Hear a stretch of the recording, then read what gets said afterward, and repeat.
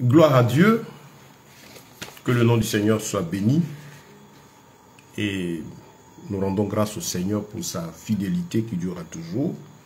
Lui qui nous donne la grâce en ce moment précis de pouvoir encore rendre témoignage à la vérité, enseigner sa parole pour tous ceux pour qui la parole de Dieu est le centre, le cœur de la vie. Ceux qui ont compris l'importance de cette parole, de ces oracles du Seigneur. Et donc, nous bénissons Dieu pour ce moment. Nous lui recommandons ce moment dans le creux de ses mains. Nous rendons grâce à Dieu aussi pour tous ceux qui auront l'occasion de suivre cet enseignement, que ce soit en direct ou à tout moment après. Que la grâce du Seigneur soit avec tout un chacun de vous et qu'elle contribue à nous aider davantage dans notre marche avec le Seigneur.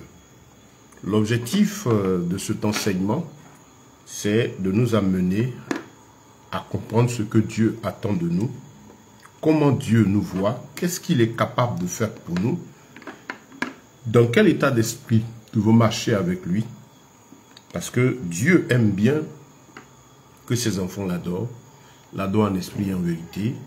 Il est le Dieu à qui le ciel et la terre appartiennent, et sa volonté est que chacun de nous ne manque de rien, qu'on ait tout ce dont il faut, tout ce dont on a besoin pour accomplir notre tâche et notre mission d'ambassadeur sur cette terre. Un ambassadeur, c'est quelqu'un qui est de passage. Il est en mission pour son pays. Et donc, il vient pour faire connaître son pays dans un milieu. Il a pour mission d'amener l'attention des gens sur son pays et aussi de se rendre utile à la vie des gens du pays.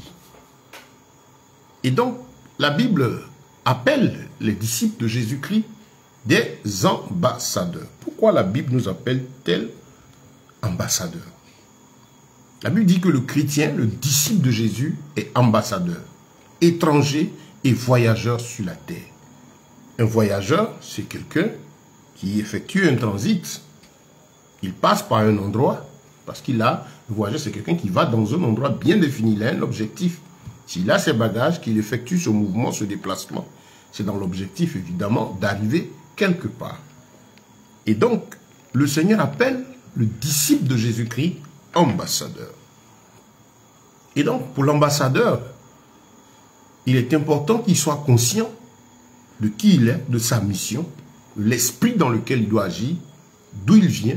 Il a pour mission de défendre sa patrie, de représenter son État. Il est mandaté par le responsable, son président, l'autorité suprême de son pays qui le désigne, voilà, qui l'amène en mission pour le bien-être de sa patrie et aussi le bien-être de l'endroit où il va. Donc Dieu nous appelle ambassadeurs, nous qui sommes chrétiens. Et en tant qu'ambassadeurs, dans l'accomplissement de notre mission, nous avons beaucoup de choses qui sont mises à notre disposition, beaucoup de besoins dans le but d'accomplir efficacement la mission. Et ce qui est intéressant, Dieu nous appelle ambassadeurs. Vous savez, quand on nomme un ambassadeur, l'État en question qu'il envoie prend les dispositions. Il est conscient, cet État-là, que celui-ci va en mission. On met à sa disposition tous les moyens nécessaires pour que réussisse sa mission. L'ambassadeur vient déjà trouver tout est fait. Il a son consulat ou sa représentation diplomatique dans l'État où il va. Et donc, celui qui l'appelle a déjà pris les dispositions. C'est très important. Celui qui appelle, qui nous appelle, a déjà pris les dispositions. Merci, chère sœur. Voilà. Donc, en tant qu'ambassadeur, qu'est-ce que nous devons comprendre? C'est très important. Si la Bible nous appelle ambassadeur, il faut savoir que celui qui va en mission, qui est nommé ambassadeur, il a déjà tous les moyens mis à sa disposition par l'État qui l'envoie. Ce n'est pas lui qui vient tout de suite demander les moyens, mais il y a un minimum déjà qui est mis sur pied pour lui permettre d'aller voilà, dans le pays en question pour pouvoir effectuer sa mission. Et sur le tas, effectivement, il va y avoir des besoins qui vont se présenter. Il aura mentionné à celui qui l'a envoyé en mission. Et donc, ça va lui permettre davantage d'arriver à bout de tout ce qui lui est confié comme tâche. C'est très important. Pourquoi Dieu nous qualifie-t-il, nous appelle-t-il ambassadeurs, nous les disciples de Jésus? Pourquoi dit-il que nous sommes étrangers et voyageurs sur la terre? Ça veut dire beaucoup de choses. Vous savez, l'ambassadeur, quand il vient dans un pays, il vient, il a pour mission de connaître le pays, de se mettre dans la peau des gens du pays pour pouvoir leur passer le message de sa patrie. Donc, il se fond dans le pays en question.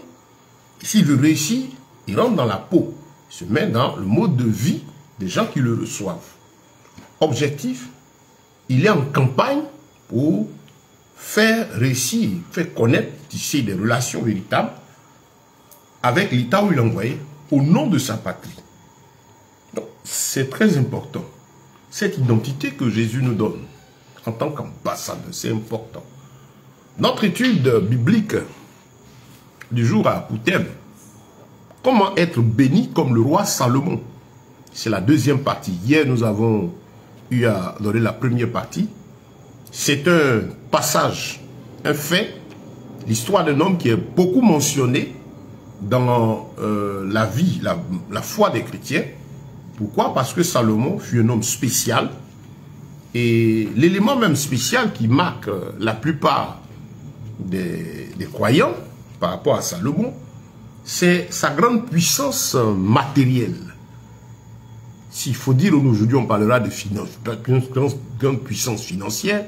Il était riche, il avait de grands moyens, de grands biens. Voilà, c'est sa quantité extraordinaire de biens qui était telle que personne n'en a eu avant lui et personne n'en aura après lui. Ça, c'est l'histoire de la Bible. Cet homme a marqué et continue de marquer l'esprit des gens, surtout des croyants, en se fixant sur son côté matériel. Mais il faut savoir que Salomon n'était pas seulement riche matériellement. La richesse matérielle de Salomon était la conséquence de quelque chose.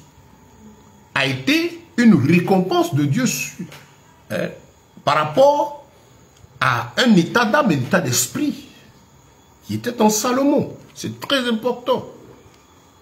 Il est important de savoir qui était Salomon, qui était son père, comment est-ce que Dieu l'a visité, pourquoi Dieu l'a visité, quel était son état d'esprit. C'est important. Hier, je ne peux pas revenir sur cela, ceux qui auront l'occasion de suivre cette vidéo, quand je finis, je vais mettre aussi à disposition la vidéo d'hier pour aller sur notre compte Facebook. Vous allez trouver la vidéo d'hier, aussi sur le compte YouTube, où sont nos enseignements. Mais on va faire un petit résumé. Hier, nous avons vu un peu cette histoire de Salomon. Comment, qu'est-ce qui s'est passé le jour qui a précédé, la nuit où Dieu est venu le voir pour lui dire: Salomon, demande ce que tu veux que je te donne. Qu'est-ce qui a poussé Dieu à descendre et visiter Salomon? Parce que ce n'est pas toujours que le Seigneur fait. Dieu entend nos cris, il nous voit. Mais là, descendre et venir visiter un homme et lui dire, voir face à face, demande ce que tu veux que je te donne. Ça, c'est une grâce particulière. Qu'est-ce qui a poussé Dieu à le faire? C'est très important.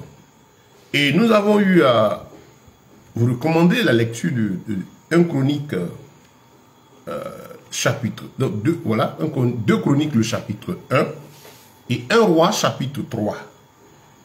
Où vous voyez la démarche que Salomon a eu à faire avec le peuple jusqu'à la visitation du Seigneur la nuit à Salomon, de là où est partie la bénédiction du roi Salomon. Et l'histoire nous dit que Salomon devait faire une offrande à l'Éternel, un holocauste. Dans l'ancienne alliance, il y avait plusieurs types d'offrandes. Et là, c'était un holocauste. L'holocauste, c'était un sacrifice d'adoration, de louange, un sacrifice qu'on faisait, un animal qu'on mettait sur l'autel et qu'on brûlait, et l'animal brûlait jusqu'à ce que tout soit réduit en cendres. Et tout le temps de l'ancienne alliance même, lorsqu'il y a eu le tabernacle et après le temple, l'holocauste, qui était le symbole de l'adoration continue, parce que l'homme dédié dans l'ancienne alliance, il fallait, et il y a la volonté de Dieu qui est constamment en train de l'adorer. Et comme les gens ne pouvaient pas être tous les jours au temple, Dieu a mis les Lévites, et l'une de leurs tâches était de maintenir ce symbole constant de louange et d'adoration à l'Éternel par l'holocauste qui se faisait le matin à 6 heures, à la première heure du jour, et le soir, entre les deux soirs. C'est-à-dire, 18 heures, on mettait le deuxième animal. Donc, un premier animal était mis sur l'autel, il brûlait jusqu'à être réduit ensemble, et il était un sacrifice, un parfum de bonne odeur à l'Éternel. Et le soir aussi, à 18 heures, on faisait la même chose. C'était symbolique. Dieu avait recommandé cela à Israël pour garder cette constante adoration, ce parfum qui plaît à Dieu. Dieu aime la louange, Dieu aime l'adoration. C'est pour cela qu'il nous a fait. Et donc, dans l'ancienne alliance, l'holocauste était constant, chaque jour, matin et soir, au nom du peuple. Et à côté de cela, le peuple aussi, dans le peuple, les gens pouvaient se lever et venir apporter un sacrifice d'action de grâce, un holocauste de louange, d'adoration à l'Éternel. Et donc, ça c'est dans l'ancienne alliance, c'est ce qu'on faisait. Comment cela s'est accompli dans le Nouveau Testament? Vous prenez un roi, pardon, qu'est-ce que je dis? Romains chapitre 12, versets 1 à 2. Ne vous conformez pas au siècle présent, mais soyez transformés par le renouvellement d'intelligence. Voilà. Ne vous conformez pas au siècle présent. Offrez-vous comme un sacrifice vivant, saint, agréable à Dieu, ce qui sera de votre part un saint sacerdoce, un sacrifice vivant, saint, agréable à Dieu. Aujourd'hui, nous ne tuons plus d'animaux pour symboliser notre adoration, mais, voyez, dans l'image de l'ancienne alliance, dans l'Ancien Testament, c'est l'animal qui est brûlé, on a dit à 6 heures, jusqu'au soir, et puis le deuxième, c'est à la chaîne. Et aujourd'hui, Jésus étant venu, accomplir, c'est-à-dire amener à la version parfaite, à la matérialisation parfaite de ce que Dieu voulait du peuple à travers ce sacrifice d'Holocauste et le matin et le soir, qui était symbole d'adoration. Comment Jésus l'accomplit? Il vient, il donne sa vie à la croix, il nous donne son esprit, et il dit que nous devons nous offrir à Dieu comme un sacrifice vivant. Ça dit, moi, chrétien, moi qui accepte Jésus, mon cœur, ma vie, ma consécration à l'Éternel doit être ma vie de tous les jours. Ce n'est pas quand on va, aujourd'hui les gens c'est, non, dimanche, on s'en va adorer le Seigneur. Ah, le dimanche, on s'en va, il y a jour d'adoration, il y a jour de ceci. Non, ce n'est pas cela. Ça, ce sont des éléments, des moments de manifestation de notre foi à Dieu. Se retrouver avec des frères pour célébrer et magnifier.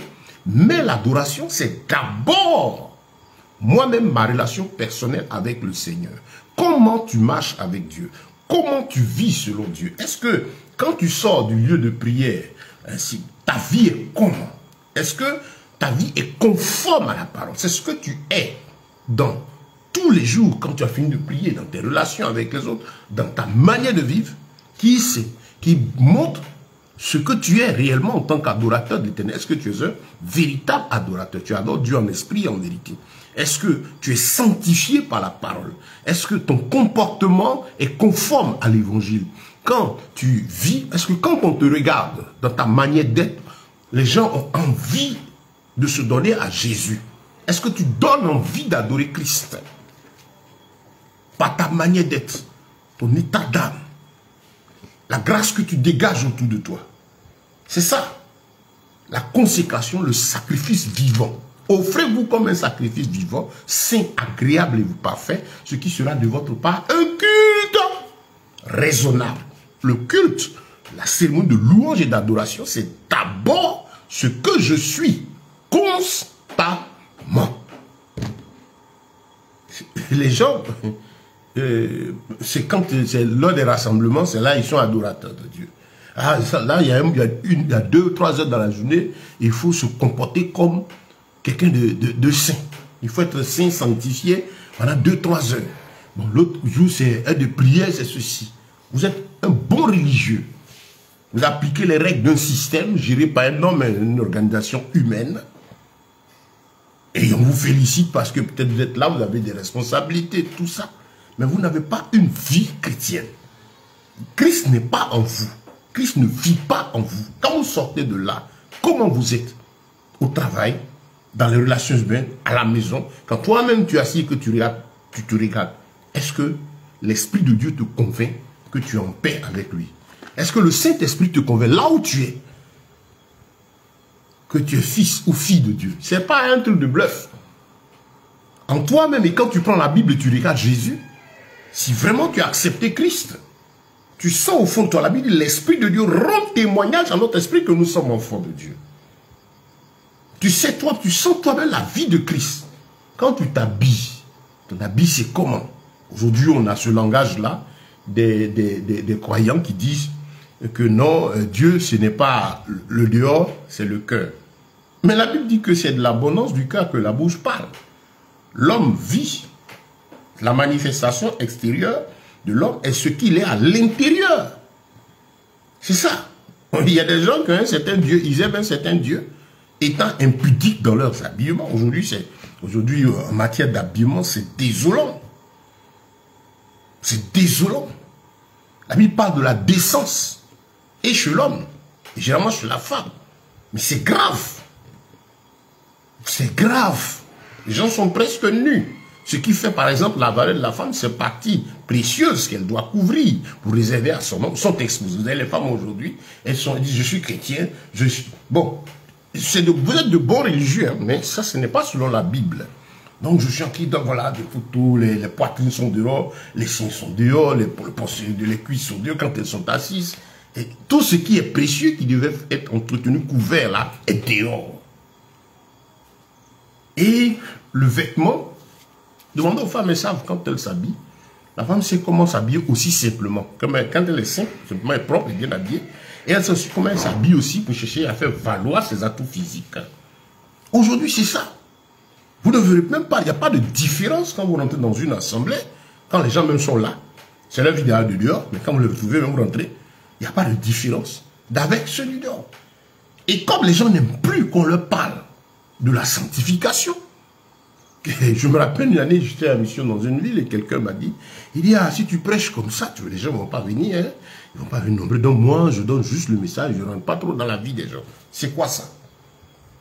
Si tu leur dis de s'habiller, de se vêtir décemment, voilà les hommes, ils sont dans des habits serrés, plaqués, on dirait des jockeys, habillés comme le monde. Il n'y a pas de différence.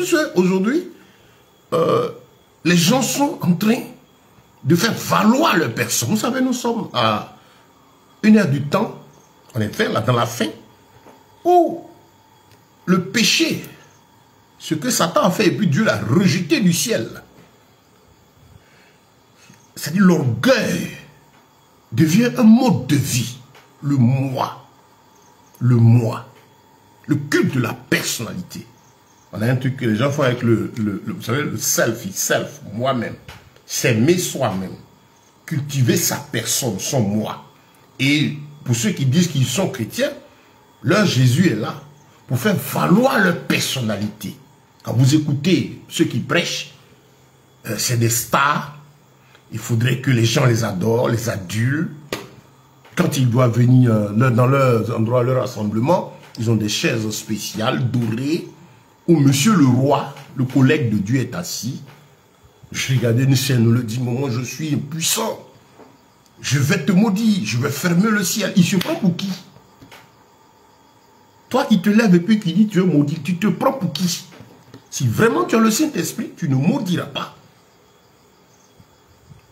Des gens qui menacent pour que les âmes aient peur d'eux. Ils sont des collègues de Dieu. En tout cas, eux, ils sont au-delà de la Bible. Dans leur comportement, il faut faire attention, il faut faire peur. Et comme nous sommes à une époque où vous aussi, les âmes, vous n'aimez pas lire vos Bibles, vous avez livré votre âme à un individu quelqu'un me disait, moi, s'il est dans la vérité ou bien vu comment c'est pas, bon, pour le moment, ce que j'ai foi à mon homme de Dieu. J'ai entendu un prédicateur dire, toi, quelqu'un, il dit, mais pourquoi est-ce que toi, homme, tu peux dire que tu vas avoir une relation personnelle? Tu es qui? Il parlait aux fidèles, quoi. Est-ce que toi, tu peux approcher Dieu? Pour approcher Dieu, il faut bien passer par lui avant d'approcher le Seigneur. Je vous dis, c'est anti-biblique. Si quelqu'un prêche, son objectif est de vous faire peur, de faire de vous une personne dépendante de lui, faire en sorte que vous ayez l'impression qu'il est le pont entre vous et Dieu, il y a problème. C'est Jésus qui est le seul médiateur entre Dieu et les hommes. C'est notre modèle. Notre rôle, c'est de vous conduire à Jésus, de vous amener à être dépendant de la parole, de faire des disciples. Jésus a dit, faites de toutes les nations des disciples, gagnez les âmes et leur apprendre à vivre selon Christ. Bien évidemment, pour le faire, il faut que soi-même, on soit disciple de Jésus. Si vous n'êtes pas un disciple, vous ne pouvez pas faire de disciple. Chacun rend la copie de ce qu'il est. Donc, voyez, notre modèle à nous, c'est Jésus. Nous sommes à un temps où Dieu vous appelle, nous appelle tous, et c'est là la mission de Jésus depuis toujours, à être imitateur de Jésus. L'apôtre Paul pouvait dire, soyez mes imitateurs comme je le suis de Christ. Faites ce que vous me voyez faire là, je fais comme Jésus. Vous avez son message dans la Bible, vous avez comment il vivait, et Paul a félicité les chrétiens, on a félicité les chrétiens de Béret dans les Actes, parce que ceux-là, ils écoutaient et ils vérifiaient la lumière des Écritures, pour voir est-ce que ce que ce type-là dit, c'est conforme à l'Écriture. Un véritable prédicateur travaille à ce que les âmes s'attachent à l'Écriture et aiment l'Écriture, pas lui. Pas lui, c'est pas possible. Là où Christ se trouve, il y a là quelque chose de clair qui se passe dans la vie de cette personne. Quelqu'un rempli du Saint-Esprit.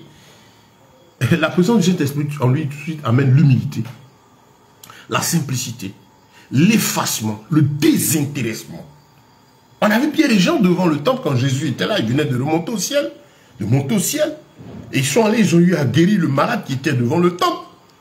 Qu'est-ce qui s'est passé? Quand ils sont arrivés, qu'ils ont trouvé ce malade-là, ils l'ont guéri, les gens voulaient le soulever. Ils ont fait quoi? Ils ont déchiré le vêtement, dit non, que la gloire revienne à ce Jésus, que vous avez crucifié. C'est lui qui a opéré ce miracle. Voilà les premiers disciples, courir pour donner gloire à Dieu. Donc aujourd'hui, c'est adorer l'homme, c'est servir l'homme. Quand il arrive, il est dans sa toge, il est dans son habillement, il faut qu'il fasse peur, il faut donner cette impression. Est-ce que vous travaillez à ce que les âmes aient la nouvelle naissance, cette dépendance profonde de Jésus?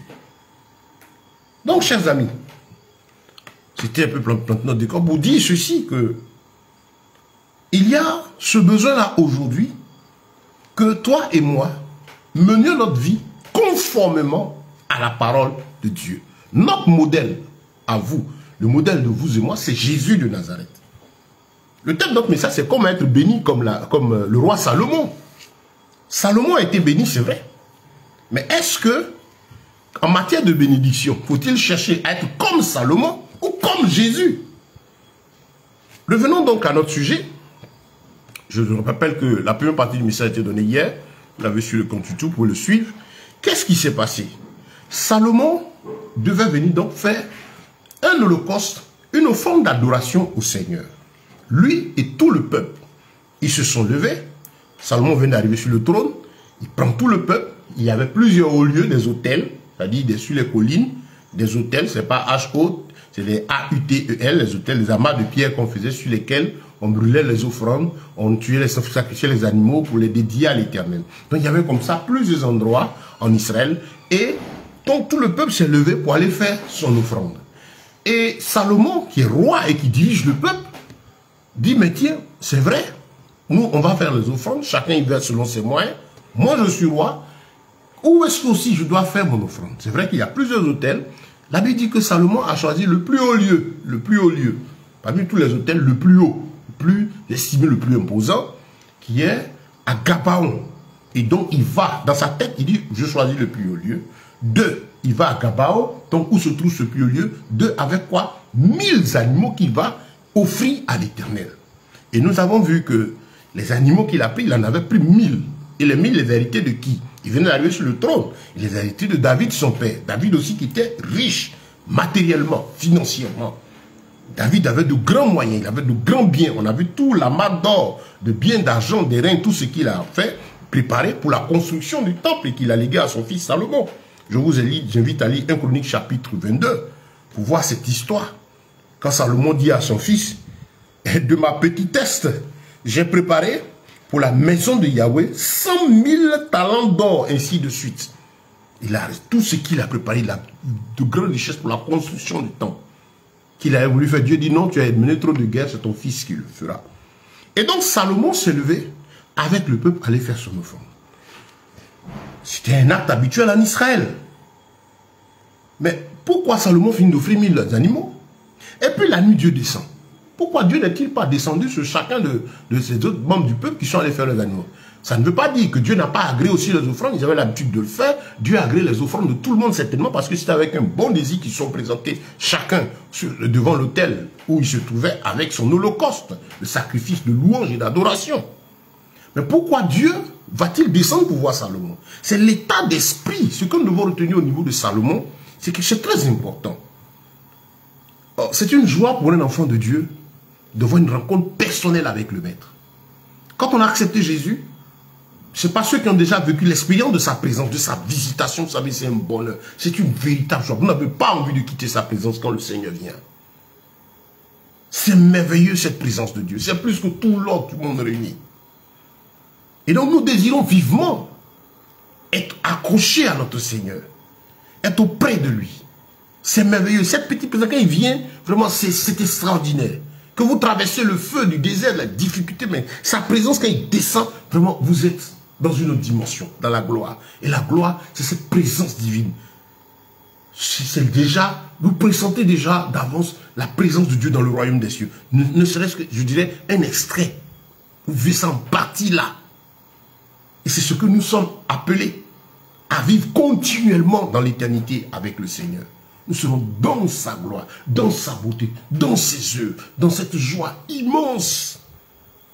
C'est merveilleux. Ceux qui ont déjà expérimenté la présence de Dieu, c'est merveilleux. Et le disciple, l'enfant de Dieu, doit chercher à adorer Dieu en esprit, être proche de Jésus. Il y a ces moments, ces visitations exceptionnelles. Mais d'abord, il y a cette présence du Saint-Esprit. Quand l'Esprit de Dieu descend en toi, tu es en paix, tu es dans la joie. Sa présence en toi produit là. Tu es heureux dans tout ce que tu as. Que tu aies les moyens ou pas, tu es heureux parce que l'Esprit de Dieu habite en toi. Vous savez, l'apôtre Paul pouvait dire à Timothée, dans 1 Timothée chapitre 6, il parlait de ceux-là qui ne savent rien et qui enseignent, qui sont dans les discussions oiseuses et ainsi de suite, des religieux, et qui enseignent que la piété est une source de gain. Or, la piété avec le contentement est un gain. Vous voyez le message d'aujourd'hui? La piété est source de gain. C'est le message de l'escroquerie qu'on entend. Quand tu es en Christ, on doit te voir. On doit savoir que tu es riche. On doit savoir que tu es ceci. Et l'enfant de Dieu doit imposer le respect. Et le respect, c'est quoi? Il doit être bien habillé. Quand il est au service, il doit être au-dessus. Parce qu'il a dit, tu seras la tête et non à la queue. Ce n'est pas dans ce sens. Nous ne menons pas notre vie comparativement aux païens. Non. À la tête et non à la queue. Jésus est venu pour qu'on soit à la tête spirituellement.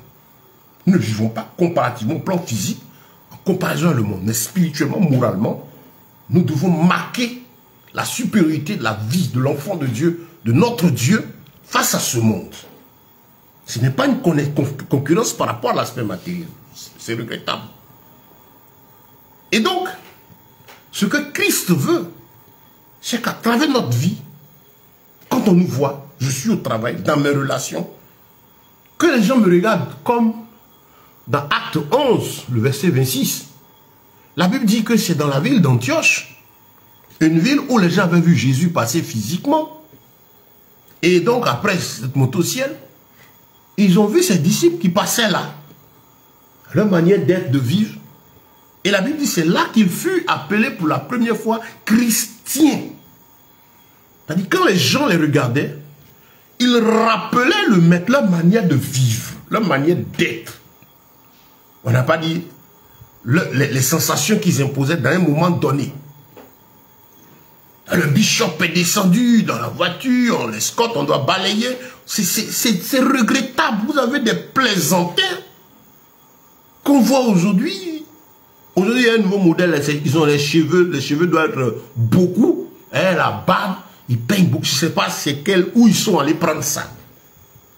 C'est tellement suite aux incantations que certains font. Et comme d'autres veulent les imiter, ils ont de ces... C'est un modèle, c'est pas si vous avez remarqué ça. Les cheveux bien poussés, la afro, bien poussé, barbe, de suite. Il y a le nouveau modèle barbe.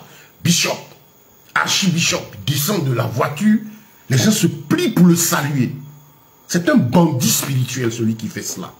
C'est anti-biblique. Il y a un seul devant qui on se procède, l'Éternel Dieu des armées. Il y a un seul qu'on appelle Père. Tu n'appelleras personne, mon Père. C'est aussi ce vol du titre du Seigneur. Papa, papa, papa, papa. Les gens sont pliés en quatre pour le saluer. Non, c'est le pasteur, c'est l'apôtre, c'est le prophète. Mieux même, on l'appelle par son nom. Ah, ça va choquer certains. Quand je dis ça choque certains amis, certains hommes de Dieu. Comment on peut, il s'appelle Georges, comment l'appeler Georges? Mais Jésus, toi un individu, un souffle, un moins que rien. Celui qui nous a créé, on dit son nom, Jésus. Bénis-moi. Et toi, on ne peut pas dire ton nom. Moi, je m'appelle Ben. Mais mes amis m'appellent Ben. Les frères et les sœurs en Christ qui me connaissent, avec lesquels je travaille, m'appellent Ben. Ma mission, mon ministère, je suis apôtre. Quelqu'un qui dit qu'il est serviteur de Dieu, vous pouvez l'appeler par son nom. Vous n'allez pas mourir. Aujourd'hui, il y a des gens qui l'appellent par leur nom. Ben tiens, c'est le malheur qui va vous atteindre. Pourtant, le maître lui-même, on dit Jésus, vous dites son nom. Et un individu, on n'a jamais dit bishop Jésus, archibishop Jésus, ou un papa Jésus, ou le pépère Jésus. Bon, il ne faut même pas dire le nom, au risque même d'avoir tous les malheurs. C'est de la voyousie, c'est des voleurs de gloire du Seigneur. Vous allez rendre compte à Dieu. Quand ils ont leur chaise royale, avec des décorations dessus, là, assis comme un roi en haut, je vous pose une question. Si Jésus devait rentrer, imaginez-vous dans ces temples là où les gens sont assis le dimanche, il arrive, on l'escorte, il a des gardes, tout ça, et quand il arrive, si Jésus devait rentrer là, est-ce que Jésus allait rentrer de cette manière? Ici, vous visitez dans votre lieu où vous êtes assis, on dirait c'est le paradis, je ne sais même pas, c'est même pas le royaume des cieux. Le royaume des cieux est tellement simple, c'est pas comme ça. C'est beau, c'est glorieux, mais c'est pas ces artifices orgueilleux, vaniteux, vains. Avec des chaises, souvent même c'est des chaises où ils ont fait des incantations dessus. Et puis bon, du n'importe quoi, habillé comme des jokers, habillés serrés. Il est assis, et maintenant même c'est devenu une affaire de famille, madame à côté, papa, maman. Et les gens viennent se plier en quatre, puis sont assis en haut. Si Jésus rentrait là, il devait aller là. Est-ce qu'il allait aller sur la chaise là? Le gars à sa chaise, même, il ne veut pas que Jésus s'asseye dessus. Heureusement, quand Jésus va rentrer dans ces lieux-là, il ne va même pas arriver là-bas. Lui-même, il ne va pas là-bas. Il se tient à la porte. Parce qu'il ne se tient pas dans ça. Comme il a ses enfants qui sont là. Il veille à attirer leur attention. Tu te trouves dans ces milieux, il y a des choses qui se passent. Quand tu appartiens au Seigneur, il attire ton esprit. Il y a des choses qui tiquent dans ton âme. Ça tique dans ton âme. Quand tu es vraiment de Dieu, tu peux être sincère dans ton égarement, que tu te trouves dans un tel endroit. Il y a toujours des trucs qui commencent à tiquer. C'est le Saint-Esprit qui fait ça. On dit, ça là, c'est pas Jésus. Si tu le cherches réellement, il dit, mes brebis me connaissent et reconnaissent ma voix. Tu ne sentiras pas sa présence là. Là où les gens essaient de voler sa gloire, Jésus agit pour attirer l'attention de ses enfants. Mais il y a ceux qui sont que des religieux, beaucoup d'appelés, auxquels ça plaît de venir chanter, danser. Chanter, danser, il y en a ça. Eh non, chanter, danser. L'homme de Dieu, là, sa prédication me plaît. On a un nouveau modèle aujourd'hui, pendant qu'il prêche, non, la parole m'a touché, donc pendant qu'il parle des offrandes, panier, on court même venir jeter dedans. Ou bien le gars met un pagne, et puis vous déposez, puis il vous bénit. Viens faire alliance avec l'homme de Dieu. Si vous allez vous allier à des individus, malheur à vous. Le jour du jugement, ceux avec lesquels vous faites vos alliances là, on dit viens faire alliance avec l'onction qui est derrière, c'est du banditisme. C'est Jésus, il a déjà fait le sacrifice à la croix une fois pour toutes. Il n'y a plus rien à donner à quelqu'un, il n'y a pas d'alliance à faire avec un individu. Non. Jésus a tout réglé à la croix. Il dit, Père, tout est accompli. Toi, tu vas chercher quoi sur l'individu? Tu vas faire adieu à l'onction qui est derrière lui. Depuis que vous faites la 1, vous ne gagnez rien. Ce sont eux qui s'enrichissent tous les jours. Et encore vous attirez la malédiction sur vous. Parce que la Bible dit malheur à l'homme qui se confie en l'homme. Et vous vous plaignez. Vous allez, maintenant, il vous appelle papillon parce que vous l'adorez jusqu'à un mois. Puisque Dieu ne va jamais bénir cela. Comme ça ne va pas vous sauter dans un autre endroit. Il dit vous papillonnez. Vous n'êtes pas heureux. Vous ne cherchez pas la vie avec Christ. Parce que vous cherchez aussi un endroit où il faut vous dire ce qui vous plaît. Il n'y a pas de prédication pour vous amener à fuir le péché, à vivre la sanctification. Les messages consistent à attirer vos cœurs et vous dire c'est toujours tenir des hommes responsables de vos souffrances. Voilà. On ne vous dit jamais de vous repentir. C'est le diable et les autres qui sont responsables de vos difficultés. Et ça, c'est leur message. Ils sont puissants pour changer votre histoire. Ils sont puissants pour changer votre vie.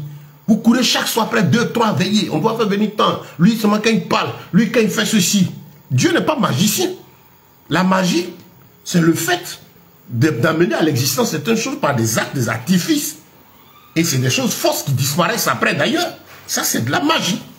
Pourtant, la bénédiction de Dieu, la grâce que Dieu apporte dans notre vie, ce que Dieu réalise, sa bénédiction, elle est suite à l'obéissance et à la soumission à la parole de Dieu. Les grâces de Dieu arrivent dans votre vie suite à votre obéissance et votre soumission. Et votre intelligence voit la main de Dieu réaliser ce qu'il dit. C'est là que nous parlons de roi Salomon. Beaucoup de personnes parlent de Salomon. Quand ils parlent de Salomon, ils parlent de sa richesse matérielle. Mais même si on s'en tient à ça, comment est-ce que, qu'est-ce qui s'est passé pour que Dieu visite Salomon et lui donne ses richesses?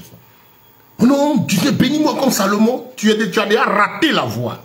Parce que Salomon lui-même n'était pas à la recherche de la richesse matérielle. Allez lire son histoire. Avant lui, Abraham était aussi très riche. Abraham n'a jamais lutté avec Dieu pour être riche matériellement. Abraham, c'était un bosseur. Il travaillait selon ses 10 doigts. Il avait des animaux, des brebis de champs. Il allait avec son peuple. Et Dieu faisait croître au fur et à mesure. Et on a vu qu'avec Abraham, ces troupeaux, au fur et à mesure que le temps passait, ont pris de l'ampleur. C'était devenu très grand, de sorte qu'on parlait de la richesse d'Abraham, de l'abondance qu'il avait. Vous voyez, David aussi était riche. Tous ces patriarches-là avaient de l'abondance. Ces amis de Dieu voyaient la main de Dieu apporter de la croissance, de développement, de la bénédiction dans tout ce qu'ils avaient. Mais faites vos recherches, je vous invite. Allez lire l'histoire de tout cela. Jusqu'à Salomon, y a-t-il un seul qui était devant Dieu? Seigneur, donne-moi beaucoup de moyens. Seigneur, rends-moi riche. Non, vous n'allez pas trouver. Tous ces hommes qui ont marché sincèrement avec Dieu, que Dieu a donné, auquel Dieu a donné l'abondance matérielle, ce n'était pas leur fixation. Ce qui comptait pour eux, c'est compter comment plaire à Dieu. Et dans cette Bible-là, dans l'ancienne alliance, on a Salomon et toutes ces personnes-là, ces personnes modèles pour les autres. Parce que, étant accompli en Christ, notre modèle fidèle, c'est Jésus. On a vu les apôtres, à tout le monde court vers Jésus.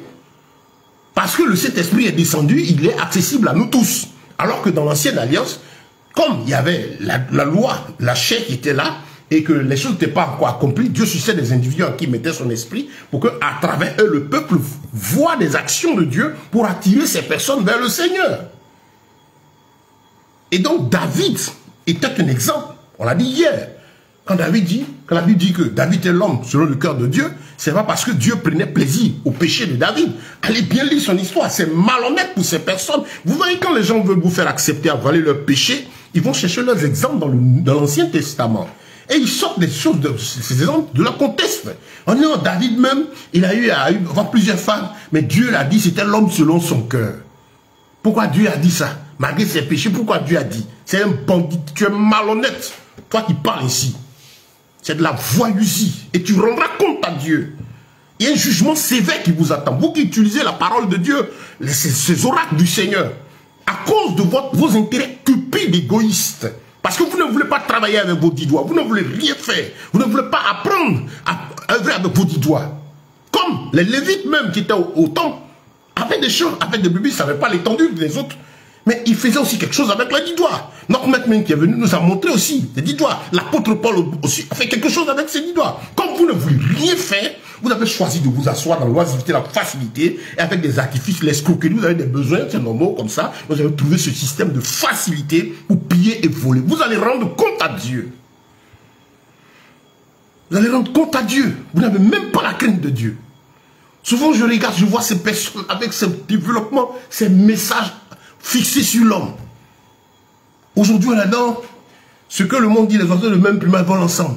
Vous entendez des prédications, vous dites, il faut se séparer de telle personne. Si telle personne, les esprits négatifs, il faut se séparer d'eux. Il faut marcher avec les gens positifs. C'est écrit où dans la Bible? Jésus est venu, il est venu trouver ici nous, dans cette nature pécheresse. Il est descendu sur cette terre. Le Seigneur a pris, il est venu s'humilier, prendre la forme dans le ventre de cette femme. Cette forme humaine sortie, marcher au milieu de nous, prendre ce corps de cette masse charnelle, là, pour venir vivre au milieu de nous, pour nous sauver, donner l'occasion aux gens de l'approcher. Vous savez, à un moment, même les gens pourraient venir se coucher sur Jésus, et les disciples étaient de chasser les enfants. Ils disent non, laissez-les. On a eu Jean qui le témoigne, qui se couchait même sur les pieds de Jésus. Mais vous pouvez aller vous coucher sur les pieds de votre archibishop, votre big, il y en a qui sont des généraux, tout ça. Vous allez souffrir, vous les âmes, qui n'aiment pas la parole de Dieu. Parce que si vous ne lisez pas vos Bibles, ces gens vont continuer de vous piller moralement, vous tenir en esclave, vous presser, vous vider comme du citron, et puis ils s'en foutent de vous. Quand vous avez un problème, on dit, est-ce que tu as payé ta dîme? Quand ceci, on s'est toujours lié à l'argent. Depuis quand la grâce de Dieu, la bénédiction de Dieu est conditionnée par ce qu'on donne? C'est pas biblique. C'est pas biblique. Dieu a donné, il a fait la création. Et puis nous a mis dans cette création-là. Il a tout mis à notre disposition. Nous apportons à Dieu pour lui exprimer notre reconnaissance parce que nous sommes contents de tout ce qu'il a fait pour nous. Si quelqu'un vous dit non, c'est parce que tu donnes à Dieu que Dieu donne. Dieu c'est donnant, c'est un menteur, c'est un escroc. Il ne veut rien faire de sa vie, il a trouvé le moyen de te vider ta poche. Et comme toi aussi, tu aimes la facilité, tu ne veux pas prendre ta Bible et chercher à ce que l'Esprit de Dieu te remplisse pour que tu comprennes les profondeurs de Dieu. Tu vas toujours suivre ces individus. Aujourd'hui, regardez, dans ces lieux dits de prière de ces assemblées, il y a des émissions qu'on suit beaucoup là. C'est désolant. L'immoralité, l'impudicité. La star de la côté, là, c'est veste avec les vestes avec des fleurs en train de jouer. Lui seul, il va aller avec plusieurs femmes, il enceinte les filles, ils font tout. Et il dit à un certain Dieu qui l'utilise, que Dieu ne se répand pas de ses dons et son appel. Dans le livre de Romains, c'est là-bas ça va prendre. Quand le Seigneur disait, dans Romains 11, qu'il ne se répand pas de son don et son appel, il disait tout le chapitre, il parlait du salut accordé à Israël. Et dit, marquez que l'apôtre Paul faisait le développement pour dire que le peuple d'Israël, le Seigneur n'a pas abandonné Israël totalement. Parce que tout ce qu'il a dit par rapport à Israël va se réaliser. Quand bien même Israël se trouvait dans l'égarement et que c'était pour un temps. Dieu ne se répond pas ce don et son appel, il se couvre dedans pour dire non, ils peuvent être utilisés par un certain esprit. Ce n'est pas le Saint-Esprit, on dit Saint-Esprit. L'Esprit, il est impudique, il est cupide. Il y en a même qui sont des homosexuels, de la pédophilie, des immoraux. Puis ils vont dire qu'il y a un esprit qui les utilise. Vraiment, vous allez souffrir. Paul disait par la bouche de Timothée aux Thessaloniciens, à la fin, les gens n'aimeront plus entendre la vérité. Vous n'aimez pas entendre la vérité. Les responsabilités sont partagées. Vous ne voulez plus entendre la vérité. Vous voulez que Dieu vous bénisse. De quelle bénédiction? Ce que vous voulez, c'est le matériel. Parce que vous avez soif de vous comparer à l'autre. Je vais avoir la même voiture que lui, je vais avoir ceci. Vous rentrez dans l'esprit du monde qui dit aujourd'hui, il y a une expression que les étudiants disent, on n'a qu'une vie. On n'a pas qu'une vie. Hein. Il y a une seule vie, le côté matériel physique ici, et il y a l'autre vie, l'éternité. Nous sommes étrangers et voyageurs sur la terre. Le Seigneur nous envoie ici en mission, et quand tu vas quitter cette chair, tu es appelé à vivre éternellement. Ton âme, le souffle qui est en toi là, on dit il a rendu l'âme, ce souffle doit te quitter, et lui ici continue dans l'éternité, parce qu'il est quitté de Dieu qui est éternel. Tu n'as pas qu'une vie. Donc on dit quoi? Vis ta vie. Vis à fond. Et c'est même plaisanterie. Ces vanités qui sont développées aujourd'hui, même sur les réseaux sociaux, vous avez des gens qu'on appelle influenceurs, qui excellent dans la médiocrité, des immoraux, qu'on appelle influenceurs. Et puis c'est ça le mot influenceur. Leur rôle, poussé par Satan, ils font des abominations, ils vivent du fond de tout ce qui est impur, et ils sont en mission pour polluer les âmes, les amener à la vanité. On regarde Buzz, vous prenez les gens même qu'on dit animateurs ceci, vous suivez l'émission, il n'y a rien pour nourrir l'âme. Tout est carrément immoral. Aujourd'hui, faites quelque chose de bon, parler de ce qui est juste, les gens n'écoutent pas. Mais il faut qu'ils disent une bêtise, ils disent une fausseté. La Bible dit qu'à la fin, les hommes vont appeler le bien mal et le mal bien. Et ces personnes donc sont là pour développer de la souillure, de l'immoralité, et ils sont adulés. On fait même des émissions où excelle la souillure. Il n'y a plus de valeur morale. Et ces gens-là, il y en a même qui sont dans des églises. Et puis il y a des chanteurs aussi dedans. Ils ont un certain Dieu qui les bénit. Il sera la tête et non la queue. Lui, c'est un certain esprit qui l'inspire. Il est DJ ou bien il est quoi, dans coupé décalé, il fait quoi, et il a un certain Dieu qui l'inspire. Ton âme ira en enfer si tu restes dans cette situation. L'Esprit de Dieu, le Saint-Esprit, ne peut pas te conduire là. S'il y a un plaisantin qui te dit qu'il te donne une soi-disant bénédiction et t'encourage à vivre conformément, on voit des gens qui disent ils sont nés en Christ, des garçons avec des dreads, des stupides, lui, il chante à la gloire de quel Dieu? Vous avez envie de satisfaire la chair et en même temps rechercher le royaume des cieux, mais de satisfaire votre chair, continuez. Apocalypse dit que celui qui se souille davantage. Celui qui se sanctifie davantage. Mais Jésus revient. Quand tu t'assois, toi-même, tu sais, non, parce qu'il veut entretenir son apparence physique, mais maintenant, tant qu'on le prenne au sérieux, vous avez des chaînes dites chrétiennes, on voit aujourd'hui des femmes animateurs, des dreads rasés sur la tête, des choses. Moi, quand je vois des choses, je n'écoute pas. Je n'écoute pas ces choses-là. Surtout quand ils disent qu'ils sont chrétiens. Je ne les écoute même pas. Parce que le Saint-Esprit, l'Esprit Saint ne peut pas passer par là pour parler. Dieu n'est pas là pour le culte de la personnalité. Dieu n'est pas là pour former des stars. Dieu n'aime pas la célébrité. Jésus est l'homme le plus connu de toute l'histoire du monde. Mais il n'est pas célèbre. Être célèbre, c'est être connu et être approuvé, célébré par les mondains. Si le monde t'acclame, si les animateurs, des hommes se plaisent à toi, ils sont là, tu dis non, tu parles, Jésus, il a fait tel miracle, puis tu es là. J'ai vu quelqu'un dire, je suis en train de faire mon dernier concert, parce qu'il m'avait à Jésus avec une jupe. C'est de quel Jésus il s'agit? Si vous avez des gens qui vous bénissent dedans, ayez peur. Ils ne seront pas avec vous le jour du jugement devant le trône du Seigneur. Ils ne seront pas avec vous, vous serez seuls, vous allez rendre compte à Dieu. Recherchez la sanctification sans laquelle nul ne verra le Père. Recherchez la sanctification. C'est-à-dire, se sanctifier, c'est se tenir hors d'eux. Je suis dans le monde, mais je ne vis pas comme le monde vit. Être chrétien, hériter le royaume des cieux, ça coûte cher.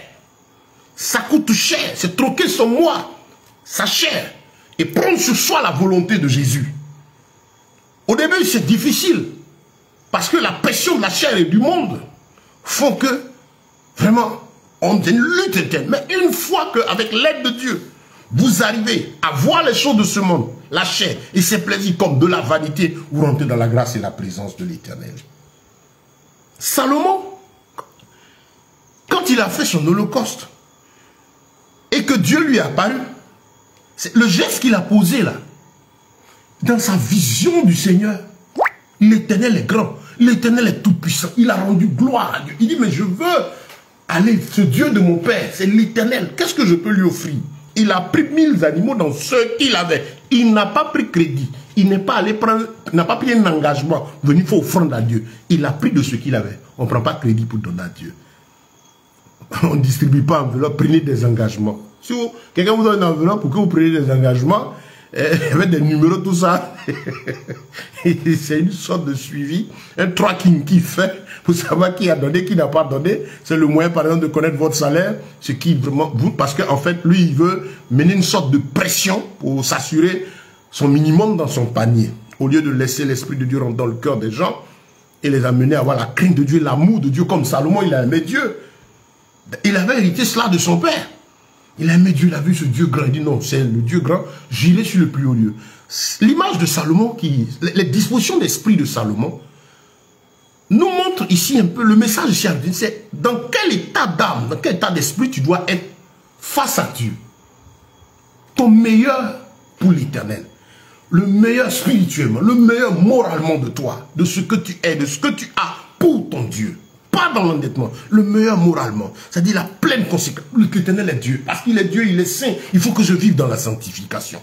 L'Éternel est Dieu, je dois lui faire une offrande, mais je vais donner à Dieu selon la dimension de mon amour pour lui.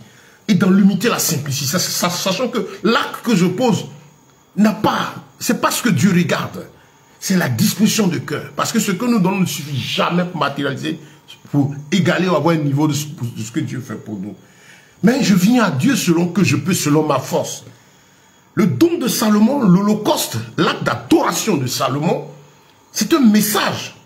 Sanctifie-toi, crains Dieu, aime Dieu. Quand il s'agit de donner matériellement, apporte à Dieu avec la joie, avec amour, selon que tu as, sans que quelqu'un te presse.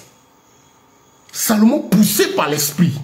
L'Esprit de Dieu qui habitait en son père David. Et je vous invite à aller lire, toujours dans 1 Chronique chapitre 22, le discours de David à son fils. Voyez, David, dans 1 Chronique 22, il dit maintenant mon fils, Yahvé sera avec toi. Tu prépareras et tu bâtiras la maison de Yahvé, ton Elohim. Tu vois, c'était son Elohim, son Dieu. Elohim, ça veut dire Dieu. Son Dieu à lui est aussi, il dit ton Elohim. Cette intimité avec Dieu. Faut que toi, Salomon, tu sois un intime de l'éternel Dieu. Moi, j'étais son intime. Toi aussi, tu dois être ton Elohim, ton Dieu à toi. Voilà, c'est notre Elohim en tous, mais tu vois, ce doit être ton Elohim. Ainsi qu'il l'a déclaré à ton égard. David lui dit, voilà ce que le Seigneur a dit. Seulement, regarde le souhait de David. 1 Chronique 22, seulement qu'il y avait, je suis dans la version, la Bible de Yeshua Mashiach, bon c'est une version qui n'est pas, pour la voir physiquement c'est compliqué, vous pouvez aller sur Play Store et puis la télécharger, Bible BYM, c'est une version assez intéressante, à côté de toutes les autres versions aussi que vous avez, ça vous permet de faire les comparaisons des versets, je ne dis pas d'aller brûler des Bibles, parce que c'est des versions, des traductions basées à partir des versions originelles. Mais celle-ci est quand même très proche et garde certains thèmes, en tout cas très originaux. Ça peut davantage vous aider. Donc, il dit quoi? Il dit quoi? Seulement que Yahvé te donne de la sagesse et du discernement et qu'il t'instruise concernant le gouvernement d'Israël et comment tu dois garder la Torah, la loi de Yahvé, ton Elohim. Alors, tu prospéreras si tu as soin de mettre en pratique les lois et les ordonnances que Yahvé a prescrites à Moshe, à Moïse, pour Israël. Fortifie-toi et prends courage. N'aie pas peur et ne t'effraie pas. David avait l'habitude de rappeler à Salomon les lois de l'Éternel. David, son secret, sa force, s'il faut dire son secret, allez lire le psaume 119, le plus long psaume, 176 versets. Qu'est-ce qui faisait la force de David? C'était sa relation intime avec Dieu. Il aimait la parole, il la méditait jour et nuit pour faire en sorte de s'y attacher. Lisez tout le psaume 119. C'est pas facile, il est long, mais lisez, vous allez comprendre la force de David. Et c'est cette force-là, ce qu'il faut dire en griffe, son secret, son bonheur qu'il a transmis à son fils. Il n'a pas appris à Salomon comment être un puissant guerrier. Il n'a pas appris à Salomon les techniques d'argent. Non, il lui a appris la base, relation intime avec le Seigneur. Très important, bien-aimé.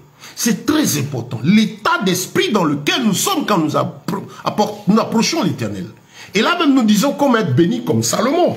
Mais pour nous qui sommes aujourd'hui en Jésus, nous ne devons pas être en train de courir pour être comme Salomon. C'est-à-dire qu'on dit comme Salomon, côté matériel et financier. Non, nous avons notre modèle, c'est Jésus. C'est plutôt courir pour ressembler à Christ. Ce côté-là est important. Nous aurons une troisième partie de ce message. Peut-être demain. J'ai certainement une formation. Demain, je vais l'annuler. C'est une formation d'affaires. Mais demain, je vais terminer cette étude-là. Par maintenant, de façon pratique, comment ce que Dieu a donné à Salomon la nuit s'est matérialisé. Aujourd'hui, nous mettons l'accent sur l'état d'esprit de Salomon. Parce qu'il faut savoir que Salomon, quand il était béni, on vient regarder l'aspect matériel. L'aspect matériel était la conséquence de ce qu'il était spirituellement, sa relation intime avec Dieu. Ce côté matériel que vous avez vu là, auquel on s'attache, était la résultante, la conséquence. Comme il dit ici, c'était la résultante, la conséquence de cette relation personnelle avec le Seigneur. Vous comprenez, chers bien-aimés? C'est vraiment important que vous compreniez cela, chers frères et sœurs. Je vous en prie. Fouillez dans vos Bibles. Aucun de tous ceux-là qui ont eu de l'abondance financière, il n'y a pas un qui est en train de Seigneur, bénis-moi, Seigneur, donne-moi la richesse. Non, il n'y a pas un. Ces habits de Dieu qui ont eu de l'abondance matérielle. Et l'homme le plus riche de tous les temps pour dire que Dieu n'est pas contre le fait d'avoir de grands biens. Mais ce qu'il veut, c'est que notre cœur ne soit pas attaché à ça, mais qu'on s'attache plutôt à lui. Et c'est lui qui nous donne. Et il l'amène dans la vie de chacun, ce qu'il a décidé, selon les talents, selon les dimensions de sa volonté, qu'il a mis pour chacun.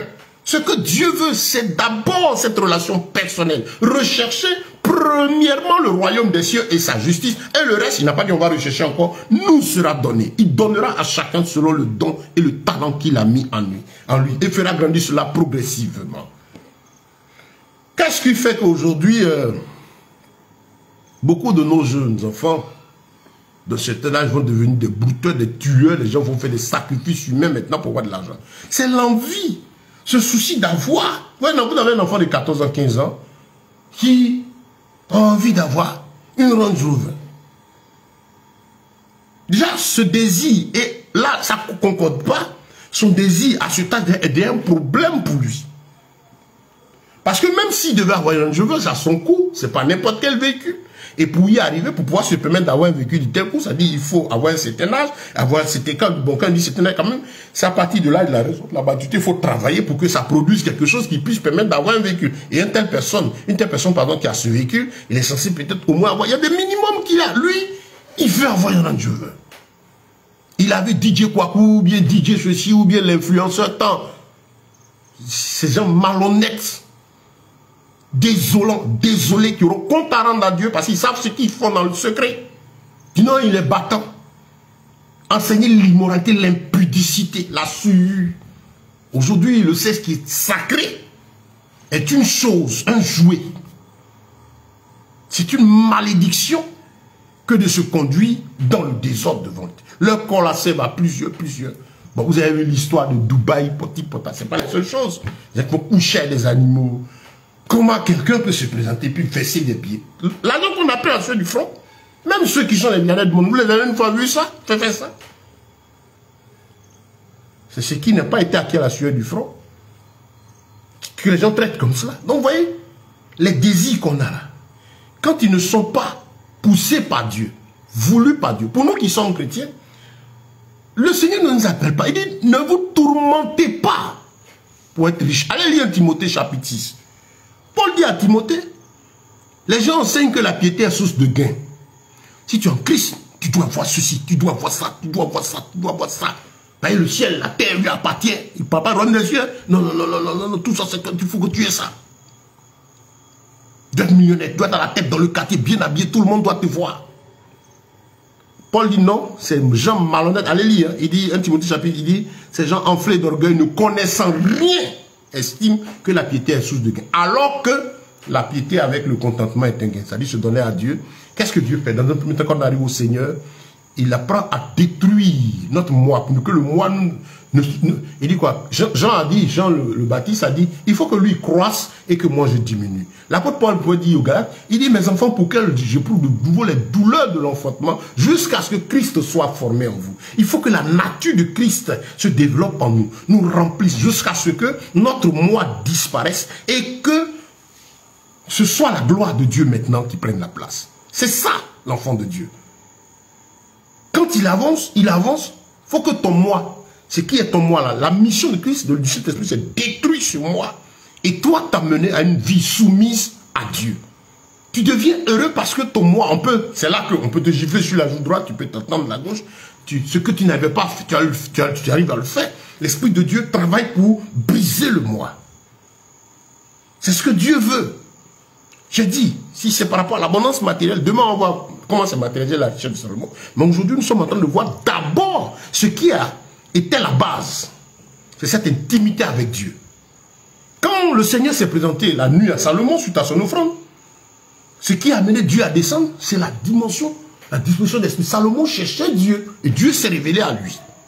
Si tu cherches Dieu, prends tes choses, offre-toi. Tu vas peut-être prendre moins de jeunes, tu vas poser des actes. Ils vont dire à Dieu que je te cherche. Il va se venir à toi. Offre-toi de tout ton cœur, toute ton âme. Cherche-le, il se révélera à toi, comme c'était le cas de Salomon.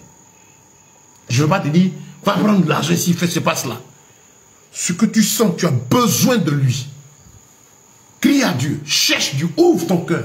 Fais-le, Salomon a l'habitude de faire jusqu'à ce qu'il atteigne son paroxysme ce jour-là, où ils sont allés faire une acte d'adoration, de louange par l'Holocauste. Il a fait ces 1000 animaux qu'il a pris de son troupeau, hérité de son père. C'est très important. Ça veut dire qu'il en avait pour donner. Il ne s'est pas entêté pour le faire.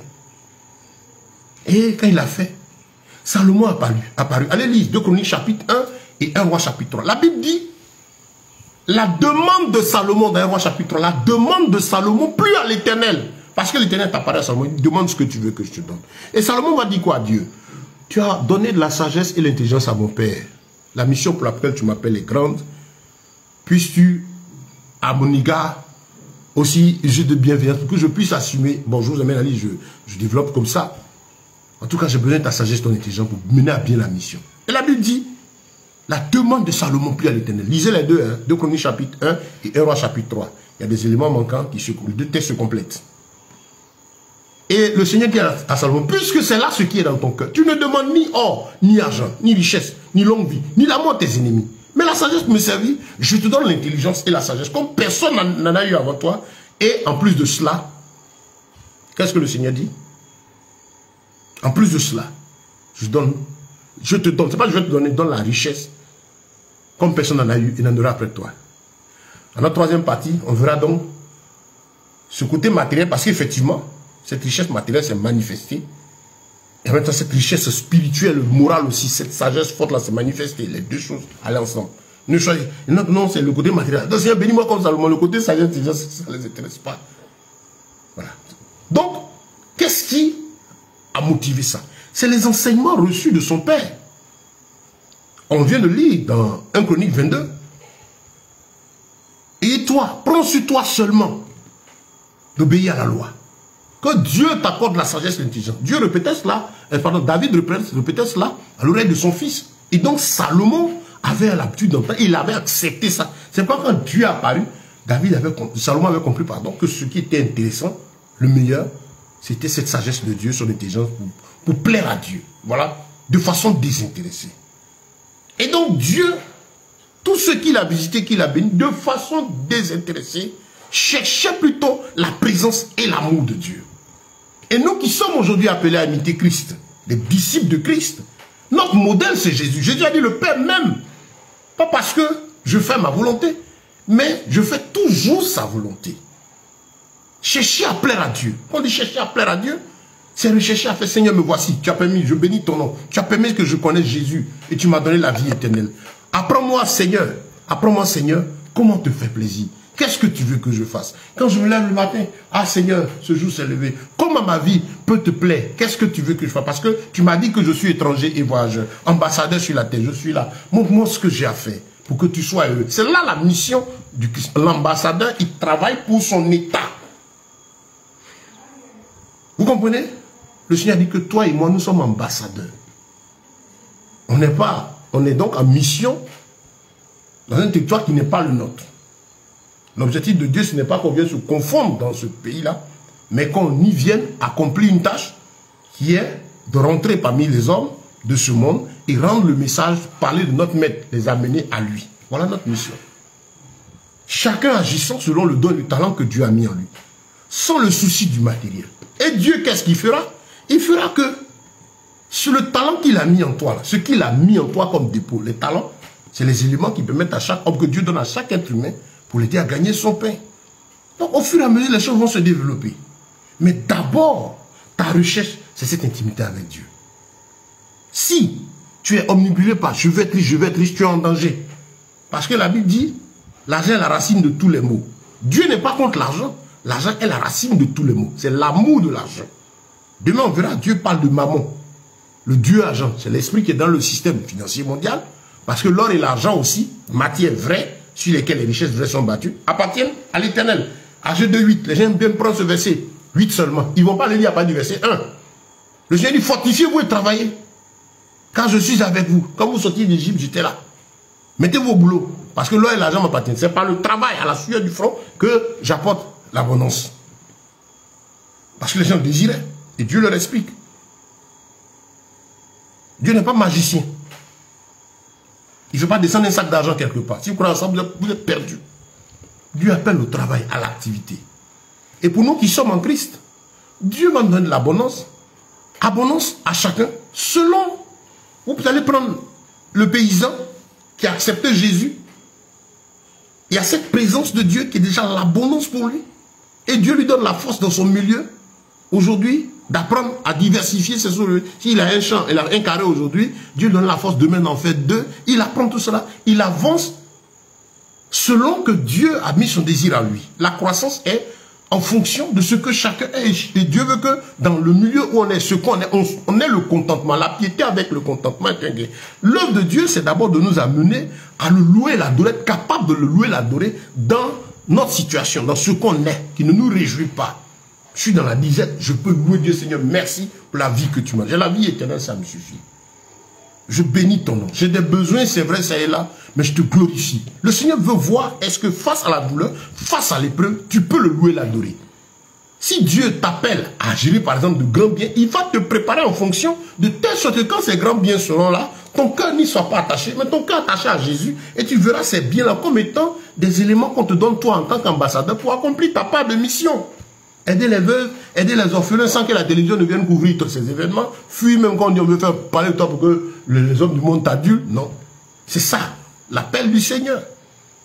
Cette prospérité, cette abondance de Dieu. Imaginez des gens, non, mais tu vas dire à quelqu'un qui, la bonne dame qui n'est pas à l'école, qui est en train de vendre son charbon, elle a accepté Jésus, elle est contente, elle a eu la vie éternelle. Elle est en train de développer son affaire, apprendre lui à développer son affaire. Mais tu dois être riche. Dieu n'aime pas les charbonniers. C'est pas de... Non. La Bible dit dans le proverbe que Dieu a fait le pauvre et le riche. Et les deux se rencontrent. Vous comprenez? Les uns et les autres ont besoin. Chacun l'un de l'autre. Quel est ton état d'esprit? Qu'est-ce que tu cherches? En tout cas, cherche la vie éternelle. Cherche la vie éternelle. Cherche à plaire à Dieu. Demande à Dieu.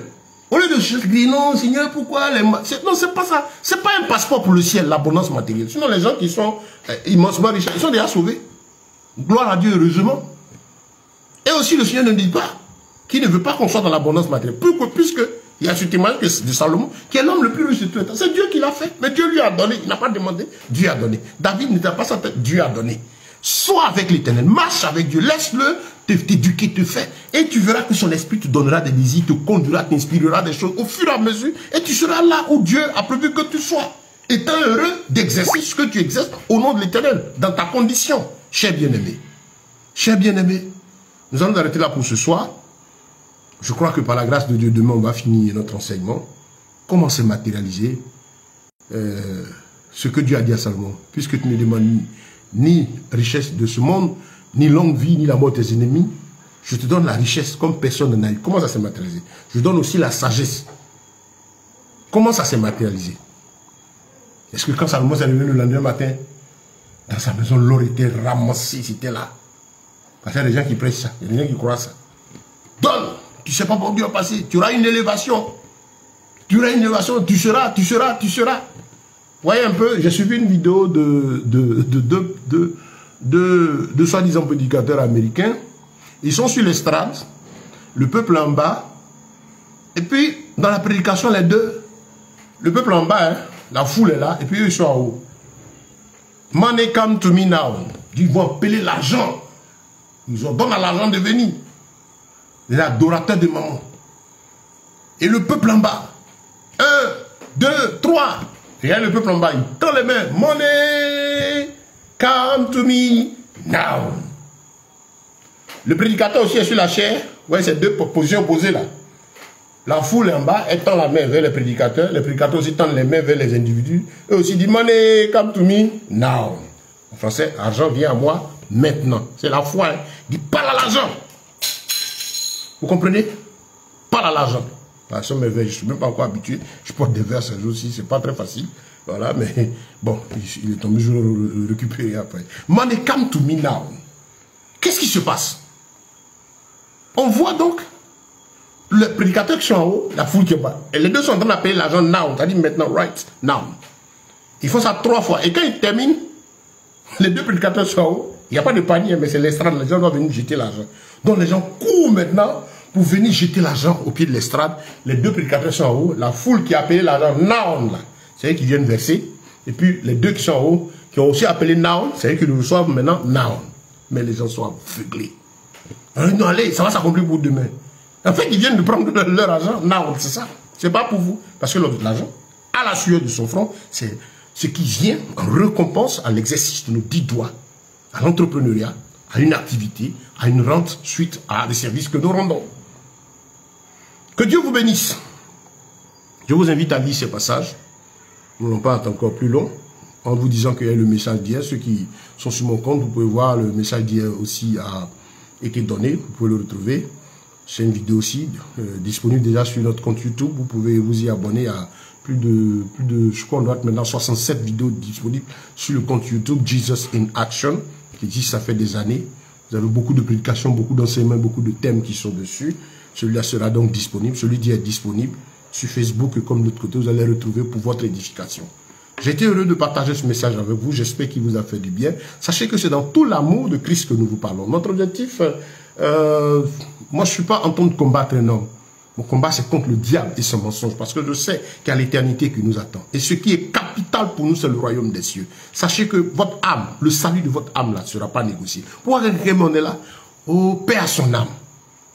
Prions pour le repos de son âme. Ça dit, il y a problème. C'est de son vivant là qui règle ses problèmes. Vos prières, vos techniques, tout ce que vous avez, ça ne va pas changer la condition d'un mort.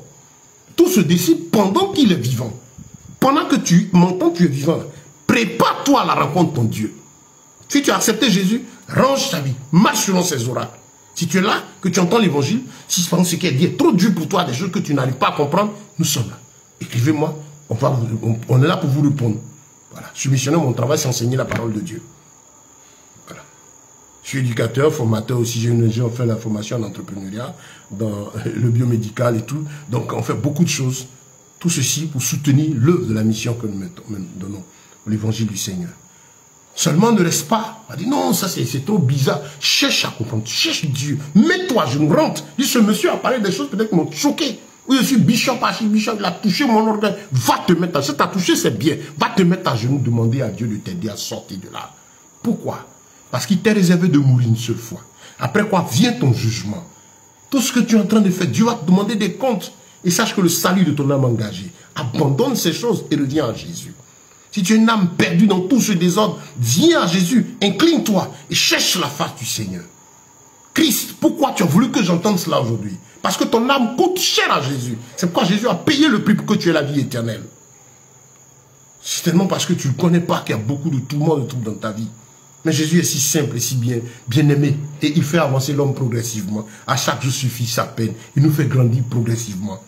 Les besoins qu'on avait quand on avait peut-être 15 ans ne sont pas les besoins de quand on avait 30 ans, ou quand on a l'âge de maintenant, et c'est au fur et à mesure. Dieu ne traite pas avec nous en termes de millions, de milliards, il dit je pourvoirai à tes besoins. Ce sont les hommes qui vont donner des noms à ces valeurs. Toi-même tu auras peur de ces noms, mais tu es en train de bosser pour que le nom du Seigneur soit glorifié. Nous bossons, moi je bosse par exemple, je travaille, j'entreprends, dans le but d'avoir les moyens de poursuivre l'œuvre missionnaire à laquelle Dieu m'a appelé, pour acheter mon matériel d'évangélisation, et imprimer des brochures, et faire ceci. Lorsque nous sortons pour évangéliser, on trouve des gens qui n'ont pas à manger, je leur parle de Christ, pendant qu'il y a des gens qui ont besoin peut-être de 2000, de 3000 d'un sac de riz. Bon, c'est des choses qu'on peut pouvoir faire, comme Jésus a dit, je suis tort du Seigneur a dit, donnez-leur vous-même à manger. Ma recherche ne sait pas, je dis je dois donner. Je suis missionnaire, je ne suis pas établi sur une église. Et s'il y a une âme qui se lève auquel Dieu a mis à cœur de poser un acte, gloire à Dieu. Mais ma recherche, je cherche les moyens pour pouvoir avoir 2 tuniques et pouvoir chaque fois satisfaire ceux qui en ont besoin. Ça, c'est mon fardeau. Depuis que je suis converti, comment faire pour qu'il n'y ait pas d'indigence dans le milieu de l'église? En tout cas, là où Dieu me permet de passer, que je puisse aider. Mais Dieu va t'éduquer. Ça, c'est un joli désir. Dieu va t'apprendre la faim. Dieu va t'apprendre la disette. Dieu va t'éduquer. Tu vas voir le feu, le désert. Et ça va comment? Quand on dit qu'on a faim, on a des enfants, on n'a pas arrivé à les nourrir, Dieu va te faire expérimenter cela. Et si tu appelles à voir ces témoins au fur et à mesure, de telle sorte que quand ils te visitent, mais tu restes le même. Tu ne changes pas. L'unité, la simplicité, la nature de Christ vient en toi. Et quand tu passes, c'est les hommes qui font leurs commentaires sur l'aspect physique. Mais toi, tu es là où Dieu t'a mis, dans l'humilité, dans la simplicité, dans l'effacement. Parce que là où il y a la plénitude du Saint-Esprit, l'Esprit de Jésus, là où il est, là, tout de suite, ça amène l'effacement, ça amène l'humilité. L'orgueil n'est pas là, la simplicité. Tout ce que vous avez envie de faire, c'est dans la modération, dans l'amour de Dieu. Dans tous tes choix, c'est est-ce que ça plaît à mon Dieu? Est-ce que ça plaît à celui qui est mort à la croix pour moi? Celui-là qui a donné sa vie précieuse, c'est à lui que je veux plaire, pas à l'homme. Ah, ça c'est quoi? Au monde, non, ça c'est beaucoup. Mais pourquoi tu as donné? Non, le Seigneur m'a dit de faire. Et il pose là, il est heureux. Tu es heureux d'avoir servi ton Dieu. C'est ça. C'est cette vie-là. Et quand tu le fais chaque jour, et en esprit que tu es en mission, tu n'es qu'un simple ambassadeur, toujours, un jour, Seigneur, je te verrai dans le royaume des cieux. C'est notre aspiration, le voir. Comme il n'est pas encore l'heure, on est au travail, et chaque jour on se rappelle de lui. Et le jour où ton heure est finie chez terre, bon et fidèle serviteur, tu meurs même avec la joie, la paix du cœur. Le Seigneur même te dit que ton heure est finie. Tu sens que l'heure de partir vers ton maître est arrivée. De mon expérience, tous ceux qui marchent dans la crainte de Dieu, il n'y a pas un, vous lisez dans la Bible, il n'y a pas un avant de partir qui ne savait pas que son temps arrivait. David savait que son temps arrivait. Les apôtres aussi ont su le temps. Le Seigneur avait dit que ce soit par la persécution ou par quoi, mais tu sens que le temps d'aller vers le maître est arrivé. Et ton cœur en paix. Parce que c'est là notre finalité, le royaume des cieux. Si ta finalité c'est la terre, tu as des problèmes. Si ta finalité c'est le royaume des cieux, alors que le Seigneur t'aide. Que Dieu vous bénisse, que sa grâce vous soit multipliée. Je vais prier pour vous. Ensemble, on peut fermer nos yeux et prier le Seigneur. Demandez à Dieu de vous éclairer, d'ouvrir vos yeux, de faire de vous des disciples. Parce que Jésus t'aime, il vous aime. Il veut que vous soyez des disciples, des copies de sa personne. Père, nous te bénissons, te rendons toute la gloire. Merci pour cette deuxième partie de notre message. Nous avons compris que Seigneur, Salomon était quelqu'un qui avait un cœur simple, plein d'amour pour Dieu, et dont le fardeau était plein à l'Éternel. Ce qu'il avait hérité des conseils de son père qu'il avait accepté dans son cœur, et cela le motivait dans tout ce qu'il faisait. Il te cherchait. Voilà pourquoi il voulait, en toutes choses, il offrait le meilleur de lui-même. Et ce qui t'a amené à le visiter et le bénir. Tu ne t'es pas surpris de sa réponse, tu savais qu'il allait répondre ainsi parce que tu connais le cœur de l'homme. Nous voulons, Seigneur, à son image, notre Dieu, être ainsi disposé devant toi, chercher ta face. Nous voulons, Jésus, toi, notre modèle, te ressembler. Simple, humble, mais rempli de vie, apportant la paix, donnons nos vies pour les autres, Seigneur, pour le bien-être des autres, se sacrifiant comme tu t'es sacrifié pour prendre ce plaisir à donner qu'à recevoir. Nous voulons être comme toi. Et c'est pourquoi, Seigneur, nous prions ce soir que ton esprit nous aide. Aide chacun, aide chacune, ôte de nos cœurs la cupidité, l'égoïsme, l'égarement et amène-nous maintenant cette vie simple et humble. Pour tous tes serviteurs qui suivent, qui sont égarés, aide-les à revenir. Car l'enjeu est de taille, c'est la vie éternelle qui se négocie maintenant dans notre vivant. Mets ta crainte en nous, mets cet amour de ta personne en nous et ce désir d'être avec toi dans le royaume des cieux. Nous motivons chaque jour à vivre dans la sanctification, cherchant l'Éternel. Que ta puissance et ta grâce cette nuit et à présent agissent dans la vie de tous ceux qui entendent, ceux dont Satan tient le cœur dans l'aveuglement, que ta main puissante agisse et ouvre leurs yeux, faille tomber les cailles de leurs yeux et les libère. Et que les yeux de leur cœur s'ouvrent sur toi, Jésus, le véritable, toi qui as payé le prix pour qu'ils soient sauvés. Sauve-les des prisons des religions, sauve-les des prisons des rituels et amène-les à ton salut.